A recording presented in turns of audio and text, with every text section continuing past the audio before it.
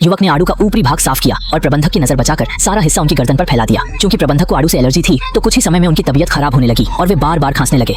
उन्होंने सोचा कि डॉक्टर से परामर्श लेना फायदेमंद होगा, लेकिन यह जूनहो की योजना का अहम हिस्सा था। जब प्रबंधक जांच का इंतजार कर रहे थे, जूनहो के पिता बूढ़े पार्क ने बीमार होने का अभिनय किया और प्रबंधक के समीप पहुंच गए। इसके बाद बिना उन्हें शक होने दिए उन्होंने अस्पताल में उनकी तस्वीर खींच ली। उचित सबूत इकट्ठा करने के बाद बूढ़े पार्क ने वही तस्वीर महिला मालिक को दिखाते हुए कहा कि प्रबंधक को गंभीर टीबी है, जिसके चलते वे अस्पताल में परीक्षण करा रहे थे। महिला मालिक ने उनकी बात पर यकीन नहीं किया, क्योंकि प्रबंधिका 20 सालों से उनके परिवार के लिए काम कर रही थी। ऐसे में अचानक कोई स्वास्थ्य समस्या कैसे हो सकती थी। जब बूढ़े पार्क ने देखा कि महिला मालिक उनकी बात मानने को तैयार नहीं है, तो उन्होंने तुरंत अपनी बेटी जिंगुन को चेतावनी दी, जो उसी घर में काम कर रही थी। 3 मिनट बाद महिला मालिक घर पर आने वाली थी। जिंगुन ने स्थिति की गंभीरता को समझा और तुरंत अपने बैग से तैयार आड़ू निकाला। महिला प्रबंधिका की नजरों से बचते हुए उसने आड़ू के सैकड़ों रेशे उनकी गर्दन पर छिड़क दिए। जैसे ही महिला मालिक और बूढ़े पार्क घर लौटे, उन्होंने देखा कि प्रबंधिका खांसते हुए बाथरूम की ओर भाग रही थी।